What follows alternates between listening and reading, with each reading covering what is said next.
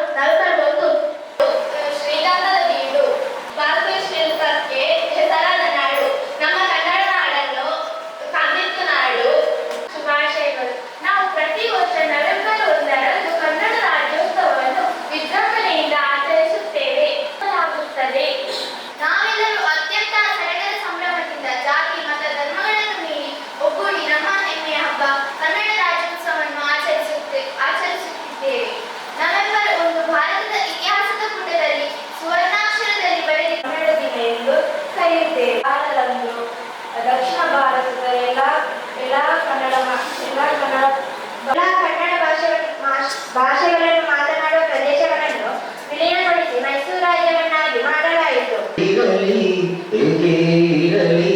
ಕನ್ನಡವೇ ನಮ್ಮ ಉಸಿರಲ್ಲಿ, ಇದೇ ನಾಡು ಇದೇ ಭಾಷೆ ಎಂದೆಂದು ನನ್ನದಾಗಿರಲಿ.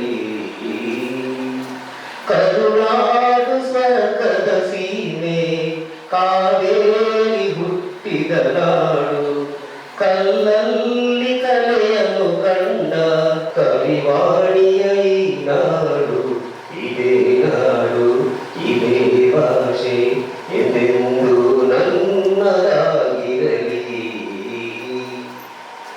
ಚಾಮುಂಡಿ ರಕ್ಷೆಯು ನಮಗೆ ಗೋಮಟೇಶ ಕಾವಲು ಇಲ್ಲಿ, ಶೃಂಗೇರಿ ಶಾರದೆ ವೀಣೆ ರಸಗಂಗೆಯಾಗಿದೆ ಇಲ್ಲಿ, ವಿಶ್ವಖ್ಯಾತಿಯ ಕನ್ನಡ ಕನ್ನಡ ಕಣ್ಣು ಸಾಲದು ಹಾಲು ಬೆಳದಿಂಗಳು. ಕನ್ನಡ ಕನ್ನಡ ಕನ್ನಡ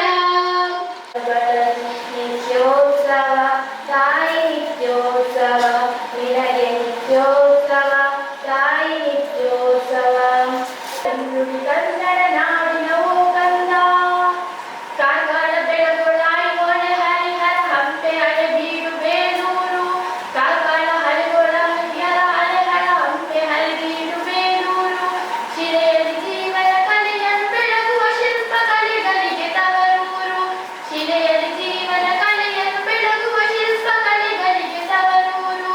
ಕನ್ನಡ ಕನ್ನಡ ಕನ್ನಡ ಬೆಂಗುಳಿ ಕನ್ನಡ ನಾಡಿನವು ಕಂದ. ಕನ್ನಡ ಕನ್ನಡ ಕನ್ನಡ ಬೆಂಗುಳಿ ಕನ್ನಡ ನಾಡಿನವು ಕಂದ. ತುಂಗೆ ಭದ್ರೆ ಕಾವೇರಿ ಶರಾವತಿ ಕೃಷ್ಣ ಕಾಲಿಗಳ ಬೇದೆಯರು. ತುಂಗೆ ಭದ್ರೆ ಕಾವೇರಿ ಶರಾವತಿ ಕೃಷ್ಣಂದ ಕನ್ನಡದ ಕಂದ, ತವರಿಗೆ ಇಂದು ಕೀರ್ತಿಯ ತಂದ. ಕಲ್ಲಾದರೆ ನಾನು ಬೇಲೂರಿನ ಗುಡಿಯಲ್ಲಿ ಇರುವೆ ಎಂಬೆಲ್ಲ ಹೆಸರುಗಳಿಂದ ಕರೆಯಲಾಗುತ್ತದೆ. ಹಚ್ಚ ಹಸುರಿನ ಸುಂದರ ಬೆಟ್ಟ ಗುಡ್ಡಗಳ ನದಿಗಳು ಹರಿಯುವ ಸಾಧು ಸಂತರು, ದಾಸರು, ಶಿವಶರಣರು, ಕವಿಗಳಿಂದ ಕಂಗೊಳಿಸುತ್ತಿದ್ದ ಹೆಸರೇ. ಕರ್ನಾಟಕದ ಪದದ ಮೂಲ ಸಂಸ್ಕೃತ, ಸಂಸ್ಕೃತದ ಕನ್ನಡ ಎಂಬ ಪದದಿಂದ ಕರ್ನಾಟಕ ಎಂಬುದು ಬಂದಿದೆ. ಇನ್ನು ಕೆಲವು ಮೂಲಗಳ ಪ್ರಕಾರ ಕರು ಕೂಡಿಸು ನಾಡು ಕರುನಾಡು, ಕರು ಎಂದರೆ ಕಪ್ಪು. ಉಪಸ್ಥಿತರಿರುವ ಶಾಲಾಭಿವೃದ್ಧಿ ಮತ್ತು ಮೇಲುಸ್ತುವಾರಿ ಸಮಿತಿಯ ಗೌರವಾನ್ವಿತ ಅಧ್ಯಕ್ಷರಾದ ಪ್ರಕಾಶ್ ಗೌಡರೇ, ಮುಖ್ಯ ಉಪಾಧ್ಯಾಯರಾದ ಪ್ರಸಾದ ಗೌಡರೇ, ಗೌರವಾನ್ವಿತ ಶಾಲಾಭಿವೃದ್ಧಿ ಮತ್ತು ಮೇಲುಸ್ತುವಾರಿ ಸಮಿತಿಯ ಎಲ್ಲ ಸದಸ್ಯರೇ, ಅಧ್ಯಾಪಕ ವರ್ಗದವರೇ, ಸೇರಿರುವ ಎಲ್ಲ ವಿದ್ಯಾರ್ಥಿನಿಯರೇ, ಯಾಕೆಂತ ಹೇಳಿದ್ರೆ ನಾನು ಇಷ್ಟರವರೆಗೆ ಮಕ್ಕಳ ಗೀತೆ ಇರ್ಬೋದು, ಭಾಷಣ ಇರ್ಬೋದು, ಅದು ಅತ್ಯಂತ ಸ್ಪಷ್ಟ ಕನ್ನಡದಲ್ಲಿ ಮಾತಾಡುವಂತಹ ಒಂದು ರೀತಿಯನ್ನು ನೋಡಿದ್ರೆ ಬಹುಶಃ ಈ ಕನ್ನಡ ನಮ್ಮ ಕರ್ನಾಟಕದಲ್ಲಿ ಉಳಿದಿದ್ರೆ ಅದು ಪ್ರಥಮವಾಗಿ ಸರ್ಕಾರಿ ಕನ್ನಡ ಶಾಲೆ ಅಂತ ಹೇಳಲಿಕ್ಕೆ ನಾನು ಅತ್ಯಂತ ಹೆಮ್ಮೆ ಪಡ್ತೇನೆ. ಇವತ್ತು ಕನ್ನಡ ಉಳಿದಿದ್ರೆ ಒಂದು ನೀವು ಕನ್ನಡ ಅಧ್ಯಾಪಕರು ಇರ್ಬೋದು, ಅಲ್ಪ ಸ್ವಲ್ಪ ಆದರೂ ಈ ಒಂದು ಎರಡು ಕ್ಷೇತ್ರಗಳಿವೆ. ನಾವು ಇಷ್ಟೆಲ್ಲ ಹೇಳಿದೆವು. ನಾವು ಈ ಭಾಷಾವಾರು ಪ್ರಾಂತ್ಯ ರಚನೆ, ಕರ್ನಾಟಕ ರಾಜ್ಯ ನಾಮಕರಣ ಎಲ್ಲವೂ ಸರಿ, ಆದರೆ ಈ ನಮ್ಮ ಕರ್ನಾಟಕದಲ್ಲಿ ಕನ್ನಡ ಎಷ್ಟು ಉಳಿದಿದೆ ಅಂತ ನೋಡಿದ್ರೆ ಬಹುಶಃ ಅತ್ಯಂತ ಬೇಸರ ಆಗ್ತಾ ಇದೆ. ನಾವು ಬೆಳಗಾವಿ ಕಡೆಯಾಚೆ ಹೋದ್ರೆ ನಮ್ಮ ಕನ್ನಡವೇ ಇಲ್ಲ, ಮರಾಠಿ. ಇತ್ತ ಕಾಸರಗೋಡು ನಿಜವಾಗಿ ನಮಗೆ ಸೇರಬೇಕಿತ್ತು, ಈ ಒಂದು ಕರ್ನಾಟಕಕ್ಕೆ ಸೇರಬೇಕಾದಂತ ಒಂದು ಪ್ರದೇಶ. ಆದರೆ ಇವತ್ತು ಅಲ್ಲಿನ ಪರಿಸ್ಥಿತಿ ಏನಾಗಿದೆ, ನಮ್ಮ ಗಡಿ ಭಾಗದಲ್ಲಿ ಕನ್ನಡ ಮಾತಾಡುವಂತ ವ್ಯಕ್ತಿಗಳನ್ನು ಹುಡುಕಿ ನೋಡುವಂತ ಒಂದು ಸ್ಥಿತಿ ಉಂಟಾಗಿದೆ. ಈಚೆಗೆ ನಾವು ಮಡಿಕೇರಿ ಹೋದ್ರೆ, ಕೊಂಡಪೇಟೆ, ಇದೆಲ್ಲ ನಮ್ಮ ಕರ್ನಾಟಕವೋ ಕೇರಳವೋ ಅನ್ನುವಂತ ಒಂದು ಗೊಂದಲ ಅಲ್ಲಿ ನಮಗೆ ಕಾಣ್ತಾ ಇದೆ. ಅಷ್ಟು ಉದಾರಿಗಳು ನಾವು ಕನ್ನಡಿಗರು. ಆದ್ರೆ ನಮ್ಮ ಒಂದು ದೌರ್ಬಲ್ಯ ಏನು ಅಂತ ಹೇಳಿದ್ರೆ, ಯಾವುದೇ ಒಬ್ಬ ಪರಭಾಷಿಕ ವ್ಯಕ್ತಿ, ಉದಾಹರಣೆಗೆ ಕೇರಳಿಗೆ ಇಲ್ಲಿ ಬಂದಿರ್ಬೋದು, ನಮಗೆ ಕೇರಳ ಮಲಯಾಳ ಕಲಿಸ್ತಾನೆ ಹೊರತು ನಾವು ಅವನಲ್ಲಿ ಕನ್ನಡದಲ್ಲಿ ವ್ಯವಹರಿಸಲಿಕ್ಕೂ ಹೋಗುವುದಿಲ್ಲ. ಯಾಕೆಂತ ಹೇಳಿದ್ರೆ ನಮ್ಮ ಅದೊಂದು ವಿಶಾಲ ಮನೋಭಾವನ ಇರ್ಬೋದು ಅಥವಾ ದೌರ್ಬಲ್ಯವೂ ಇರ್ಬೋದು. ಆದರೆ ನಾವು ನಿಜವಾಗಿ ನಾವು ಕನ್ನಡವನ್ನು ಆದಷ್ಟು, ನಾನು ಕೂಡ ಅಷ್ಟು ಸ್ಪಷ್ಟವಾದ ಕನ್ನಡದಲ್ಲಿ ಮಾತಾಡಲಿಕ್ಕೆ ನನಗೆ ಬರುವುದಿಲ್ಲ, ಆದರೂ ಇನ್ನೂ ಕೂಡ ಆ ಕನ್ನಡದ ಅಭಿಮಾನವನ್ನು ಮೈಗೂಡಿಸುವ ಜೊತೆಗೆ ಅತ್ಯಂತ ಸ್ಪಷ್ಟವಾಗಿ ಕನ್ನಡವನ್ನು ಕಲಿಯುವ ಜೊತೆಗೆ ಇನ್ನೊಬ್ಬರಲ್ಲಿ ವ್ಯವಹರಿಸುವಾಗ ಅವರಿಗೂ ಕೂಡ ನಮ್ಮ ಭಾಷಾ ಜ್ಞಾನವನ್ನು ಹಂಚುವ ಮೂಲಕ ನಾವು ಕನ್ನಡಕ್ಕೆ ಕೊಡುವ ಒಂದು ಗೌರವ ಅಂತ ತಿಳ್ಕೊಳ್ತೇನೆ. ಅದೇ ಈ ಒಂದು ಕನ್ನಡ ರಾಜ್ಯೋತ್ಸವಕ್ಕೆ ನಾವು ಕೊಡುವ ಗೌರವ. ಇನ್ನಷ್ಟು ನಾವು ಕನ್ನಡವನ್ನು ಉಪಯೋಗಿಸುವ ಮೂಲಕ, ಪರಸ್ಪರ ಸಂಭಾಷಣೆಯನ್ನು ಮಾಡುವ ಮೂಲಕ ಈ ದೇಶದ ಅತ್ಯಂತ ಶ್ರೀಮಂತ ಭಾಷೆ ಈ ಕನ್ನಡ ಎನ್ನುವುದನ್ನು ತೋರಿಸಿಕೊಡುವ ಜವಾಬ್ದಾರಿ ತಮ್ಮ ಎಲ್ಲರ ಮೇಲಿದೆ, ನಮ್ಮ ಮೇಲೆ ಕೂಡ ಇದೆ ಅಂತ ಭಾವಿಸ್ತಾ ಮತ್ತೊಮ್ಮೆ ಕನ್ನಡ ರಾಜ್ಯೋತ್ಸವದ ಶುಭಾಶಯವನ್ನು ಕೋರುತ್ತಾ ಅವಕಾಶ ಕೊಟ್ಟದ್ದಕ್ಕಾಗಿ ತಮ್ಮೆಲ್ಲರಿಗೂ ಧನ್ಯವಾದಗಳನ್ನು ಅರ್ಪಿಸ್ತೇನೆ. ಮೇಡಮ್, ಅದ ನೀವು ಕನ್ನಡ ಮಾತಾಡಿ ಏನಾದರೂ ಹೇಳಿ ಅಂತ ಪ್ರತಿದಿನ ತರಗತಿಯಲ್ಲಿ ನಾನು ಕನ್ನಡದಲ್ಲಿಯೇ ಮಾತನಾಡೋದು, ನಿಮ್ಮನ್ನು ಕೂಡ ಕನ್ನಡದಲ್ಲಿಯೇ ಮಾತನಾಡಿ ಅಂತ ಕೂಡ ಹೇಳುವಂಥದ್ದು. ಕನ್ನಡದ ಅಳಿವು ಉಳಿವಿನ ಬಗ್ಗೆ ಸಾಕಷ್ಟು ವಿಷಯಗಳು ಪ್ರತಿದಿನ ನಿಮಗೆ ಹೇಳುವ ಕಾರಣ ನಾನಿಲ್ಲಿ ಕನ್ನಡ ಭಾಷಣ ಮಾಡೋದು ಅಪ್ರಸ್ತುತ ಅಂತ ಅನ್ಕೊಳ್ತಾ ಇದ್ದೀನಿ. ಜೊತೆಗೆ ಕನ್ನಡದ ಬಗ್ಗೆ ಇವತ್ತು ಏನೆಲ್ಲ ಮಾತಾಡಬೇಕು ನಮ್ಮ ಪುಟ್ಟ ಮಕ್ಕಳುಗಳು ಅದನ್ನೆಲ್ಲ ಮಾತಾಡಿದ್ದಾರೆ, ಪಡ್ಕೊಂಡಿದ್ದಾರೆ. ಅವರಿಗೆ ನಮ್ಮ SDMC ಅಧ್ಯಕ್ಷರು ದ್ವಿತೀಯ ಬಹುಮಾನವನ್ನ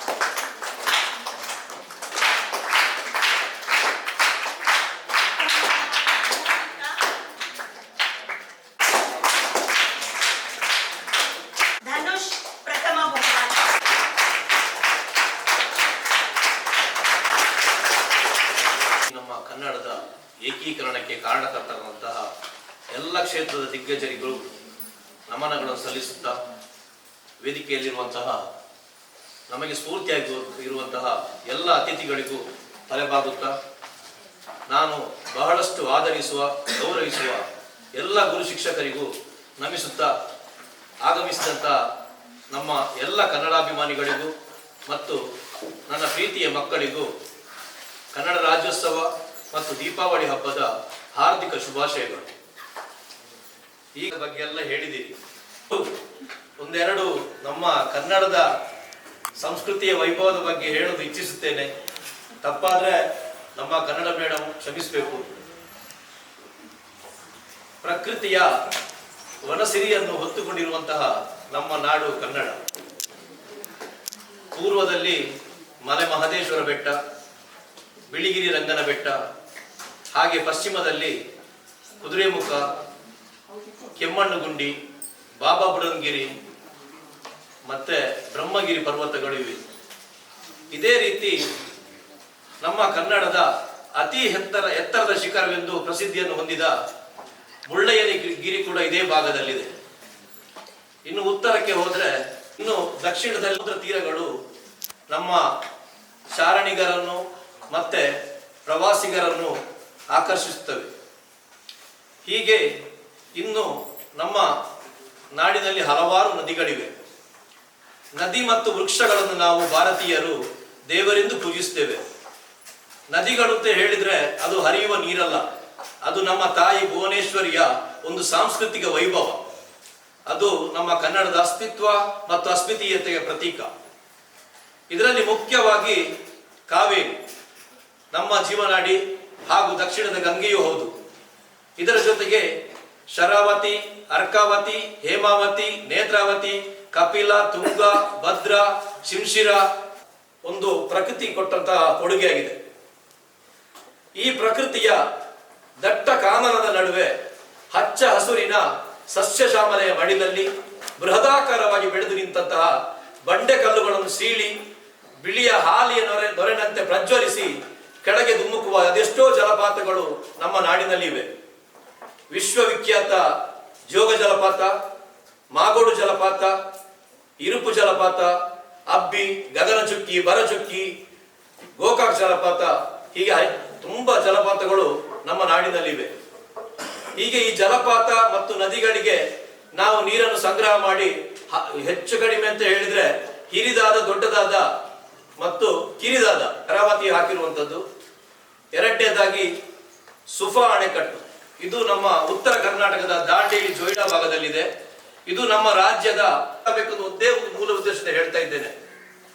ಹೀಗೆ ಈ ಜಲಪಾತಗಳು, ನದಿಗಳು, ಬೆಟ್ಟ ಗುಡ್ಡಗಳು ನಮಗೆ ಕರ್ನಾಟಕದ ಒಂದು ಪ್ರವಾಸೋದ್ಯಮ ಇಲಾಖೆಯನ್ನು ಕೂಡ ಬಲಪಡಿಸಿವೆ. ಹೀಗೆ ಇನ್ನು ನಮ್ಮ ಧ್ವಜವನ್ನು ಮುಗಿಲೆತ್ತರಕ್ಕೆ ಹಾರಿಸಿದಂತಹ ಕೀರ್ತಿ ನಮ್ಮ ರಸಋಷಿ ಕವಿಗಳಿಗೆ, ಸಾಹಿತಿಗಳಿಗೆ, ತಂತ್ರಜ್ಞರಿಗೆ ಸಲ್ಲುತ್ತದೆ. ರವಿ ಕಾಣದ್ದನ್ನು ಕವಿಗಂಡ ಹೇಳುವ ಹಾಗೆ ನಮ್ಮ ಕನ್ನಡದ ಸಾಹಿತಿಗಳು, ಕವಿಗಳು ನಮ್ಮ ಕನ್ನಡದ ನೆಲ, ಜಲ, ಭಾಷೆ, ಸಂಸ್ಕೃತಿ, ಜಾನಪದ ಸೊಗಡನ್ನು ಅಷ್ಟು ವರ್ಣರಂಜಿತವಾಗಿ ಬಣ್ಣಿಸಿದ್ದಾರೆ, ಕನ್ನಡವನ್ನು ಶ್ರೀಮಂತಗೊಳಿಸಿದ್ದಾರೆ. ಒಬ್ರು ಕವಿ ಬರೀತಾರೆ, ಕನ್ನಡ ನೆಲವೇ ನನ್ನ ಸರ್ವೋಚ್ಚ ದೇವಲೋಕ, ಈ ಕನ್ನಡದ ಮಣ್ಣಲ್ಲಿ ಮಣ್ಣಾಗಿ ಹುಟ್ಟಿ ಧೂಳಿನ ಕಣಕಣವಾಗಿ ಬರ್ತೇನೆ ಅಂತ ಬರೀತಾರೆ. ಇನ್ನು ಇವರು ನಮ್ಮ ದರಬೇಂದ್ರವರು ಬರೀತಾರೆ, ಕನ್ನಡ ನನ್ನ ನೆಲ ನನ್ನ ಶೈಶವದ ತೊಟ್ಟಿಲು, ನನ್ನ ತಾರುಣ್ಯದ ನಂದನವನ, ನನ್ನ ಬದುಕಿನ ವಾರಣಾಸಿ, ವೃದ್ಧಾಪ್ಯದ ವಾರಣಾಸಿ, ಹಾಗೂ ನನ್ನ ಬದುಕಿನ ಪರಂಧಾಮ ಅಂತ. ಹಾಗಾದ್ರೆ ನೀವು ತಿಳಿದುಕೊಳ್ಳಿ ಮಕ್ಕಳೇ, ಈ ಕನ್ನಡ ನಮ್ಮ ಎಷ್ಟು ಶ್ರೀಮಂತವಾಗಿದೆ ಅಂತ. ಈ ಶ್ರೀಮಂತಿಕೆಯನ್ನು, ಕನ್ನಡದ ಶ್ರೀಮಂತಿಕೆಯನ್ನು ಗಮನಿಸಿ ನಮ್ಮ ಭಾರತ ಸರ್ಕಾರ ದೇಶದ ಅತ್ಯುನ್ನತ ಪ್ರಶಸ್ತಿಯಾದ ಭಾರತ ರತ್ನ ಪ್ರಶಸ್ತಿಯನ್ನು 3 ಬಾರಿ ನಮ್ಮ ಕರ್ನಾಟಕಕ್ಕೆ ಕೊಟ್ಟಿದೆ. 3 ಬಾರಿ ರಾಷ್ಟ್ರಕವಿ ಪ್ರಶಸ್ತಿಯನ್ನು ಕೊಟ್ಟಿದ್ದಾರೆ. 1 ಬಾರಿ ದಾದಾ ಸಾಹೇಬ್ ಫಾಲ್ಕೆ ಪ್ರಶಸ್ತಿಯನ್ನು ಕೊಟ್ಟಿದ್ದಾರೆ. 8 ಬಾರಿ ಜ್ಞಾನಪೀಠ ಪ್ರಶಸ್ತಿಯನ್ನು ಕೊಟ್ಟಿದ್ದಾರೆ. 8 ಬಾರಿ ಜ್ಞಾನಪೀಠ ಪ್ರಶಸ್ತಿ ಕೊಟ್ಟಿದ್ದಾರೆ. ಅದರ ಜೊತೆಗೆ ಮೊದಲ ಜ್ಞಾನಪೀಠ ಪ್ರಶಸ್ತಿ ಕೇರಳದ ಪಾಲಾಗಿದೆ. ಯಾಕೆಂದ್ರೆ ಹೇಳಿದ್ರೆ ನಾವು ಕೇರಳದವರನ್ನು ಕೂಡ ಸೌಹಾರ್ದಯುತವಾಗಿ ಕಾಣ್ತಾ ಇದ್ದೇವೆ. 1965ರಲ್ಲಿ ಭಾರತ ಸರ್ಕಾರ ಘೋಷಿಸಿದ ಪ್ರಾಪಂಚಿಕ ಸುಖ ಭೋಗಗಳ ಮೇಲಿರುವಂತಹ ಮೋಹ ಪಂಪನ ಮೇಲಿದ್ದರೆ, ಶೃಂಗಾರದ ಮೇಲಿರುವ ಮೋಹ ಕವಿ ಕಂಬಾರನ ಮೇಲಿದ್ದರೆ, ಕನ್ನಡ ನಾಡು ನಾಳೆಯೂ ಗಂಧದ ನಾಡು ಆಗ್ತದೆ ಅಂತ ಹೇಳಲಿಕ್ಕೆ ನಾನು ಭವಿಷ್ಯದ ರೂವಾರಿಗಳು ನೀವು. ಇನ್ನು ಹಾಗೆ ನಮ್ಮ ಬಾಲಕಿಯೊಬ್ಬಳಾಗ ಕವಿತೆಯಲ್ಲಿ ಹೇಳಿದ್ಲು, ನಮ್ಮ ಕನ್ನಡ ನಾಡು ಔದಾರ್ಯ.